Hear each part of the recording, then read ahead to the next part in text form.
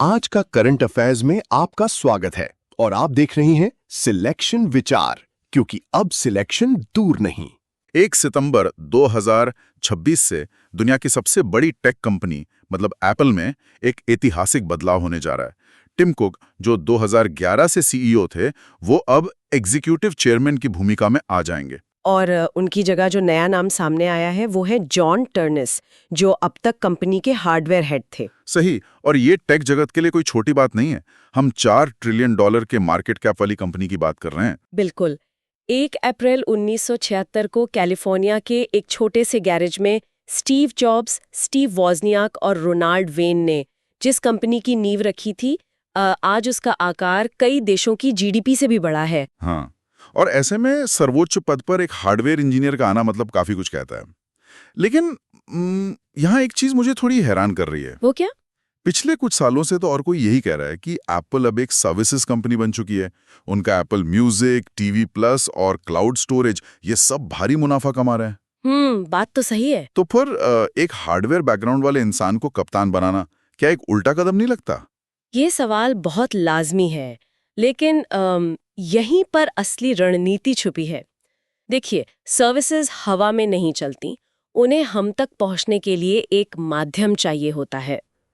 मतलब एक physical device. बिल्कुल। आमतौर पे टेक कंपनियों में सॉफ्टवेयर बैकग्राउंड वाले लोगों को शीर्ष पद पर देखा जाता है, लेकिन जॉन टर्नेस जैसे हार्डवेयर विशेषज्ञ को सीईओ बनाने का सीधा मतलब है कि एप्पल को पता है कि आने वाला दशक सिर्फ स्क्रीन के अंदर के सॉफ्टवेयर का नहीं है। ओहो, अच्छा, ओके, चलिए इसे समझते हैं। भविष्य इस बात पर निर्भर करेगा कि हम डिवाइस को पहनते कैसे हैं, वो हमारे आसपास के माहौल से कैसे जुड़ते हैं, जैसे ऑग्यूमेंटेड रियलिटी या कोई बिल्कुल नया फॉर्म फैक्टर। यानी ये मान लेना कि हम हमेशा एक आयताकार फोन की स्क्रीन ही घूरते रहेंगे गलत है। एकदम सही। हार्डवेयर पर यह दाव बताता है कि भविष्य उन डिजाइन्स में है जो हमारी भौतिक दुनिया के साथ घुल मिल जाएंगे। क्या बात है। और जब बेहतरीन इंजीनियरिंग की बात हो ही रही है, तो टेक्नोलॉजी सिर्फ हमारे गैजेट्स तक सीमित नहीं है। बिल्कुल नहीं, ये अंतरिक्ष से हमारी पृथ्वी की समस्याओं को सुलझाने में भी मदद कर रही है। हाँ, ये एक शानदार ट्रांजिशन है, क्योंकि हमारी अगली जानकारी सीधे इसरो से आ रही है। इसरो ने घोषणा की है कि 2027 में वे एक विशेष सैटेलाइट लॉन्च करेंगे। और इसका काम ब्रह्मांड की खोज करना नहीं, बल्कि हमारी पृथ्वी की सेहत पर नजर रखना है। ये वैश्विक वायु प्रदूषण और जलवायु परिवर्तन को ट्रैक करेगा। सही कहा। ये मुख्य रूप से हवा में मौजूद प्रदूषण जैसे एरोसॉल और अलग-अलग तरह की गैसों की सटीक मात्रा मापेगा। और इसके लिए इसे 720 किलोमीटर की ऊंचाई पर स्थापित किया जाएगा, एक विशेष कक्षा में जिसे सन सिंक्रोनस ऑर्बिट कहा जाता है। अब यहाँ थोड़ा रुकते हैं। अंतरिक्ष विज्ञान को न जानने वालों के लिए ये शब्द बहुत भारी है। सन सिंक्रोनस ऑर्बिट या सूर्य तुल्यकालिक कक्षा, इसका असल में क्या मतलब है? इसे ऐसे समझिए कि पृथ्वी लगातार घूम रही है ना? और सूरज की रोशनी का कोण भी बदलता रहता है। सुबह की परछाई और शाम की परछाई अलग होती है। एकदम सही। तो अगर अंतरिक्ष से पृथ्वी की कोई तस्वीर ली जाए तो परछाई से डेटा में गड़बड़ी आ सकती है। अच्छा। सन सिंक्रोनस ऑर्बिट का मतलब है कि ये सैटेलाइट जब भी पृथ्वी के किसी हिस्से के ऊपर से गुजरेगा, वहां हमेशा दिन का एक ही समय हो रहा होगा। मतलब सूरज की रोशनी हमेशा एक समान होगी। अरे वाह! इससे प्रदूषण के डेटा में रोशनी या परछाई की वजह से कोई भ्रम नहीं पैदा होगा। लंबे समय तक तुलना करना आसान हो जाएगा। बिल्कुल, ये कमाल का विज्ञान है। लेकिन अंतरिक्ष में एक और सैटेलाइट लॉन्च करने से जमीन पर प्रदूषण तो कम नहीं होगा। तो इसका असली फायदा क्या है? अगर हम इसे बड़ी तस्वीर से जोड़कर देखें, तो ये सिर्फ विज्ञान का मामला नहीं है, ये डेटा कूटनीति है। हाँ, क्योंकि इसरो ने कहा है कि इस सैटेलाइट का डेटा G20 देशों के साथ शेयर किया जाएगा। बिल्कुल। अब जरा G20 की टाइमलाइन पर गौर कीजिए। 2025 में दक्षिण अफ्रीका होस्ट था, 2026 में यूएसए है और 2027 में यूके इसका होस्ट होगा। यानी ठीक उसी साल जब ये सैटेलाइट काम करना शुरू करेगा, तब यूके में G20 समिट चल रहा होगा। सटीक। जलवायु परिवर्तन पर कोई भी नीति हवाई बातों पर नहीं बन सकती, उसे ठोस डेटा चाहिए। और इस डेटा को दुनिया की सबसे बड़ी अर्थव्यवस्थाओं के साथ साझा करना भारत को एक ग्लोबल क्लाइमेट पॉलिसी लीडर के रूप में स्थापित करता है। हाँ, और अंतरिक्ष से पृथ्वी की निगरानी की बात करना आज के दिन और भी प्रासंगिक हो जाता है। बिल्कुल, क्योंकि आज 22 अप्रैल है और पूरी दुनिया वर्ल्ड अर्थ डे यानी विश्व पृथ्वी दिवस मना रही है। पर्यावरण को बचाने के लिए जागरूकता का ये सबसे अहम दिन है।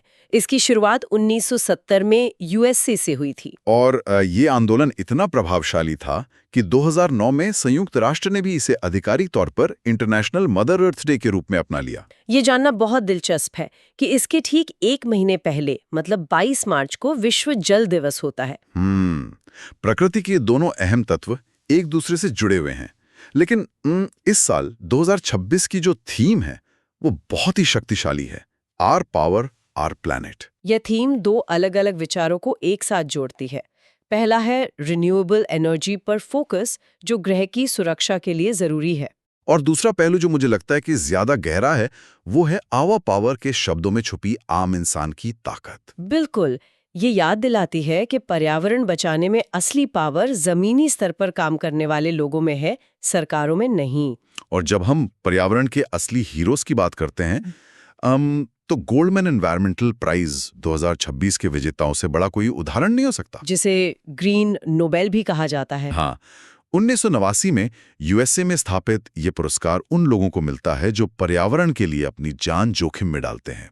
हर विनर को $2 लाख की प्राइज मनी मिलती है। और दुनिया के 6 महाद्वीपों से 6 विनर्स चुने जाते हैं। लेकिन यहाँ बात सच में बहुत दिलचस्प हो जाती है, क्योंकि इस साल के अवार्ड में कुछ ऐसा हुआ है जो इतिहास में पहले कभी नहीं हुआ। हाँ, इस साल सभी 6 महाद्वीपों से जो 6 विनर्स चुने गए हैं वो सिर्फ महिलाएं हैं। मतलब सूची में एक भी पुरुष विनर नहीं है। ये एक ऐतिहासिक पल है। ये सिर्फ संयोग नहीं है, ये स्पष्ट दिखाता है कि वैश्विक स्तर पर पर्यावरण संरक्षण का नेतृत्व अब महिलाएं कर रही हैं। सही कहा। अगर हम जमीनी हकीकत देखें तो जंगलों के कटने या पानी के सूखने का सबसे पहला असर ग्रामीण और आदिवासी महिलाओं पर ही पड़ता है। ये बहुत प्रेरणादायक है।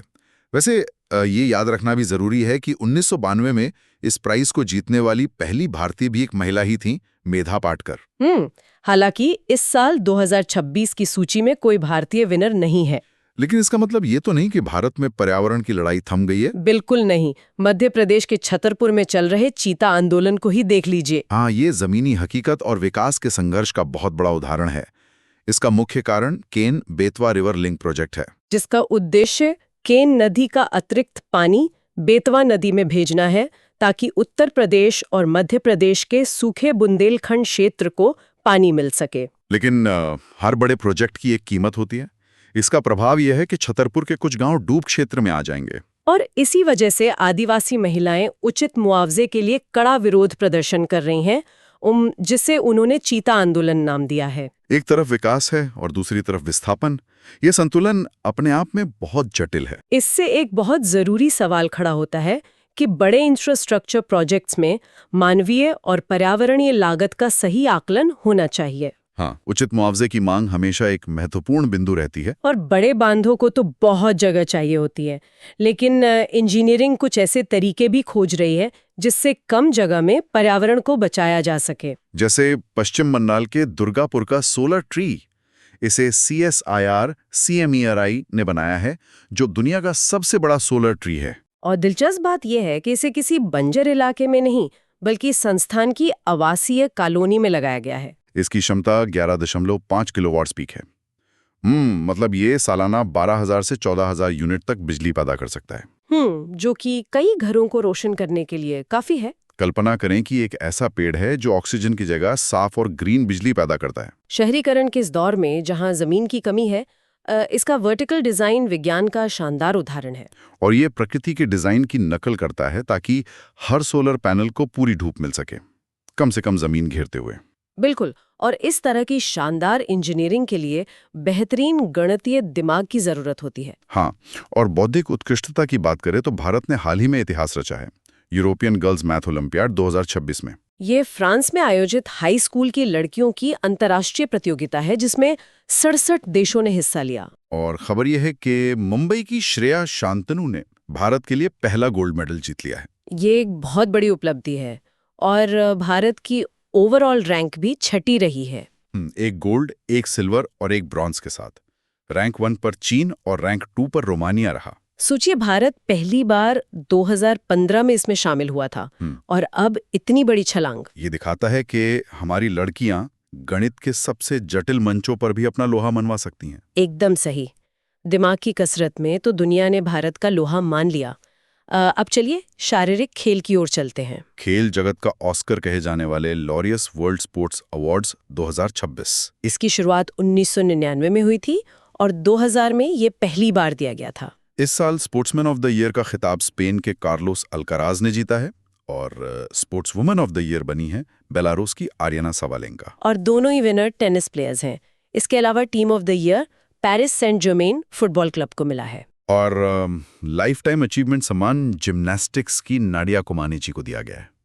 लेकिन यहाँ एक बड़ा सवाल है, तो इस सब का असल में क्या मतलब है? ऐसा क्या है जो टेनिस के खिलाड़ियों को पूरे खेल जगत में सबसे ऊपर लाके खड़ा कर देता है? हाँ, इतने सारे खेलें, फिर टेनिस ही क्यों? क्योंकि टेनिस में कोई सब्स्टिट्यूट नहीं होता। कोर्ट पर खिलाड़ी बिल्कुल अकेला होता है और मैच 3 से 5 घंटे तक चल सकता है। मतलब ये सिर्फ शारीरिक नहीं बल्कि एक मानसिक युद्ध भी है। बिल्कुल।